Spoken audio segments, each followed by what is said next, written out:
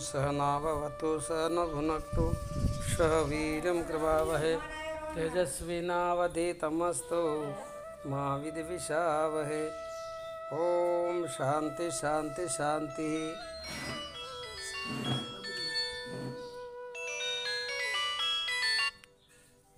सब धर्म प्रेमी सज्जनों, सत्संग संत महापुरुषों की वाणी के आधार पर जो मनुष्य जीवन को उतारता है तो जीवन बहुत ही श्रेष्ठ होता है।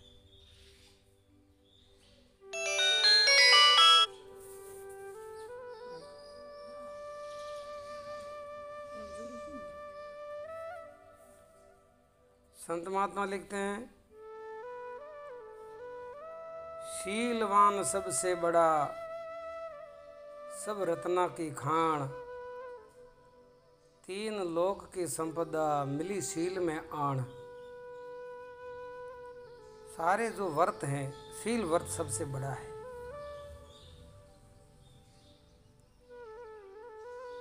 वैसे शील का अर्थ होता है तन से, मन से, वाणी से ब्रह्मचर्य का पालन करना, उनको शील कहते हैं। और जिनके जीवन में अगर ब्रह्मचर्य स्थिर है तो उनकी बुद्धि में बहुत बड़ा विकास होता है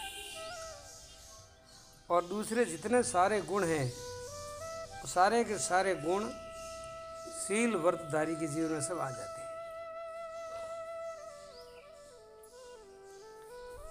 शील समा जब उपजे, अलख दृष्टि में होय, बिन शील पहुँचे नहीं, लाख कथो जो कोई। तो जिनके जीवन में शील व्रत जिसने ले लिया है उनकी दृष्टि में हमेशा के लिए ब्रह्म रहता है, उनकी दृष्टि में परमात्मा ही रहता है कि उन्होंने वो लक्ष्य ले लिया है। और ब्रह्मचर्य का मतलब दूसरा ये भी होता है, ब्रह्म यानी परमात्मा, परमात्मा का जीवन में जिसने आचरण किया है वही ब्रह्मचर्य है। वो संसार की तरफ उनकी ऊर्जा नहीं जाएगी, उनकी जीवन की ऊर्जा विषय भोगों में नहीं जाएगी, इंद्रियों के सुख में नहीं जाएगी, उनकी ऊर्जा तत्व चिंतन में, ब्रह्म चिंतन में उसकी तरफ बहेगी। वो बुद्धि कल्याणकारी बुद्धि है। ज्ञानी ध्यानी संयमी, दाता शूर अनेक, जपिया तपिया बहुत है, पर शीलवंत कोई एक।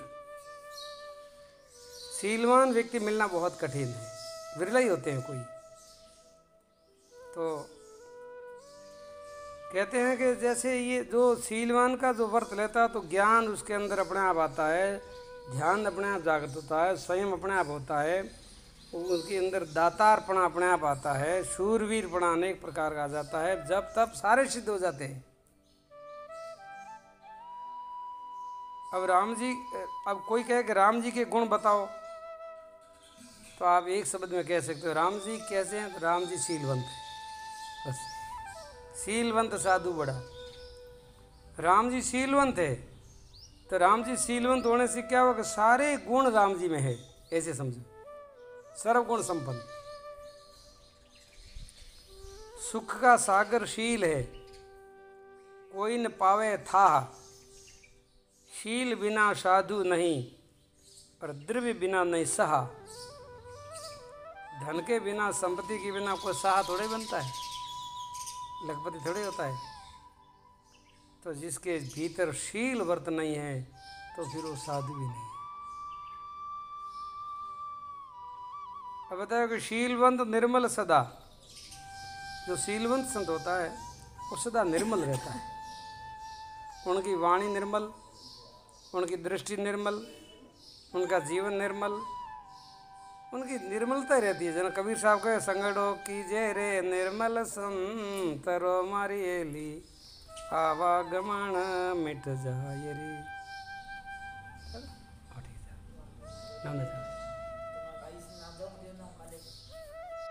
तो संत महात्मा लिखते हैं, शीलवंत निर्मल सदा, पाँव पड़े चौकूट, कहत कबीर ता दास की, आस करे बैंकुंठ। ऐसा शीलवंत संत जो होते हैं वो सदा निर्मल रहते हैं, तन से निर्मल, वाणी से निर्मल, विचार से निर्मल। ऐसा निर्मल संत जहाँ पांव रखता है तो भूमि पवित्र हो जाती है, और ऐसे संतों की आंच बैंकुट भी करती है खुद, क्योंकि उनका जीवन इतना पवित्र हो गया है। मन तो उनका मथुरा बन गया है, दिल उनका द्वारिका बन गया है, काया उनकी काशी बन गई है, हैं?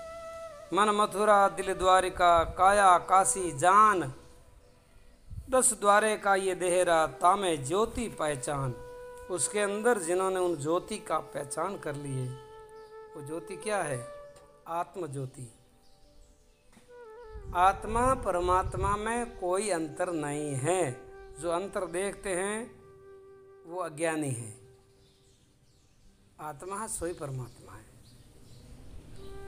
ये देह की उपाधि से आत्मा है, ब्रह्मांड की उपाधि से वो बड़ा है तो उसको परमात्मा कह दिया, या जीव कहो तो उसको ईश्वर कह दो। जीव और ईश्वर, ये पिंड का स्थापन करने वाला जीव और ब्रह्मांड को संचालन करने वाला ईश्वर, और परमात्मा इससे भी भिन्न है। ठीक है ना? तो इन सारे रहस्य को कौन जानता है? जो शीलवंत साधु होता है वो सब जानता है। साधु समुद्र जानिए, माइए रतन अथाग, मंद भागी मुठी भरे, पूरे कंकर आवे हाथ। जगोरे में भरमना है, द्वैत भाव है, शंका से भरा हुआ जीवन है, विवादों से भरा हुआ जीवन है, ऐसे को कबीर साहब कहते हैं वो मंद भागी है। मतलब अपनी भाषा में को मान अभागी है। वो ने खाली वो मुठी भरी तो काकरा ही मिली, हीरा कौन मिले, रत्न कौन मिले। पक्षा पक्षी के कारण सब जग रहा भुलाए। मूल बीमारी उसके अंदर क्या है? पक्षा पक्षी। मोहल्ला गुरु पूरा, थारा गुरु अधूरा। मैं कौन सी सही, थू कह की गलत, थारा है साधु झूठा, मोहल्ला साधु सही। ऐसी बुद्धि के जो लोग हैं पक्षा पक्षी वाले, वो मूर्ख हैं, वो मंद भागी हैं, वो अभागी हैं, वो भ्रमित है, भ्रमना से भरे हुए हैं। ऐसे जीवों का कभी कल्याण नहीं होता, होता ही नहीं है। कबीर साहब खुद कहते हैं, पक्षा पक्षी के कारण सब जग रया भुलाए, निपक्ष हो हरि भजे, सोई संत है सुजान। देखो कबीरदास जी महाराज कहे कि हरि का भजन करो निष्पक्ष होकर के, भगवान का भजन करो, हरि से प्रेम करो, हरि का स्मरण करो। ऐसा संत कोई सुजान होता है। वो संत अपना भी कल्याण करता है, दूसरों का भी कल्याण करता है। विद्रोही करने वाला, विवाद करने वाला, खींचातान करने वाला, खंडन मंडन करने वाला, शास्त्रों के अर्थ को तोड़ मरोड़ करके अनर्थ करने वाले, ऐसे जीवों का तो कल्याण होने का सवाल ही नहीं है। वो तो नरक में जाएंगे, नरक की तैयारी कर रहे हैं, पता तो है नहीं उनको।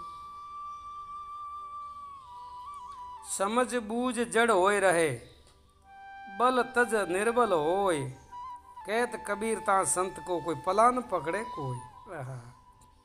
अब देखो कबीर साहब तो कहते हैं कि अपनी सच्ची समझ को छुपा करके रखो, लेकिन आज का देखो हूठ गोंठिया लेन बैठा, पंसारी बन बैठा है कि आओ के मारा कने सब कुछ है। अरे पागल थार कने है किसे मोन, 2 हूठरा गोंठिया 2 लसना गोंठिया लेन बैठो, पंसारी बन बैठो है, यूँ बनी जाए पंसारी।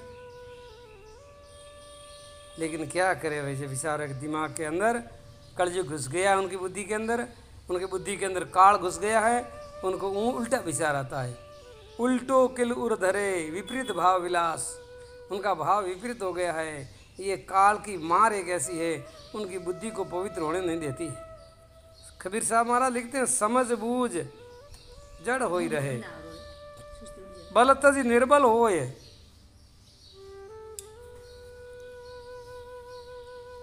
कहत कबीर ता संत को पलान पकड़े कोई।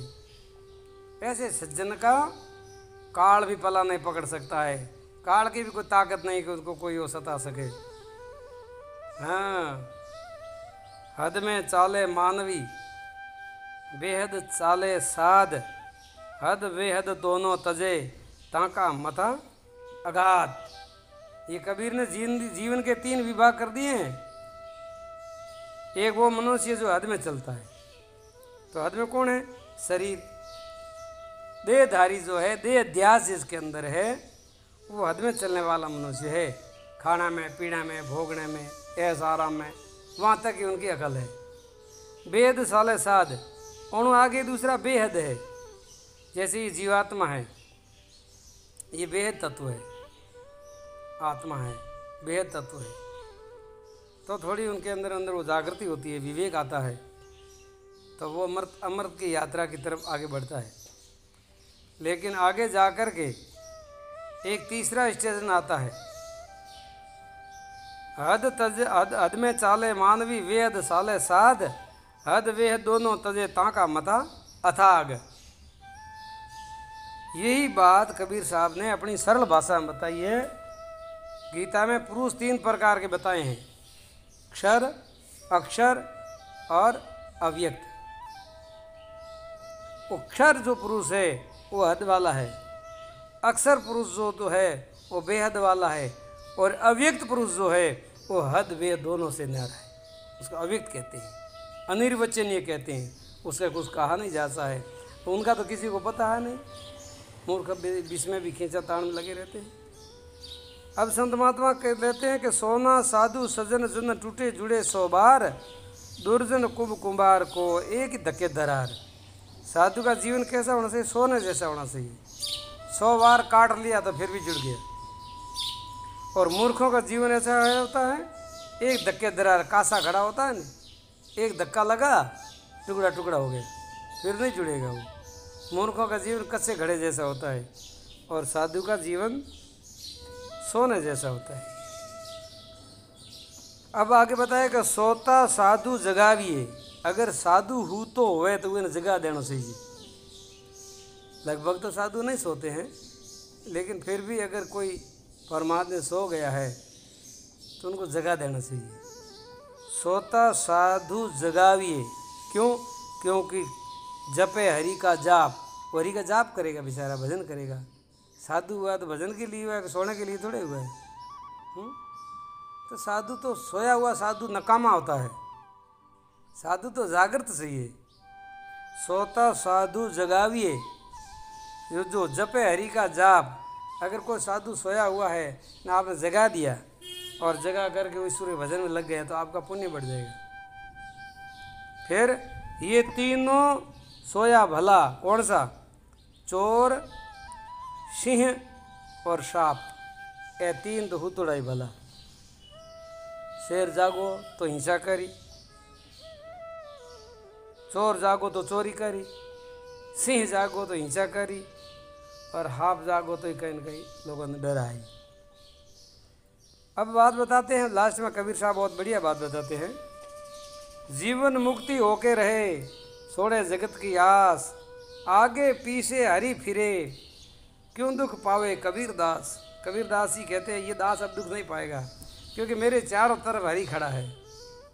देखो ये है कबीर की भक्ति। आजकल के कबीरपंथी मूर्ख लोग क्या कहते हैं? हरि का नाम मत लो, हरि तो काल में है, हरि तो काल के मुख में है। तो ये तुम्हारा गुरु कबीर क्या कह रहा है? यानी तुम कबीर की बात काटते हो।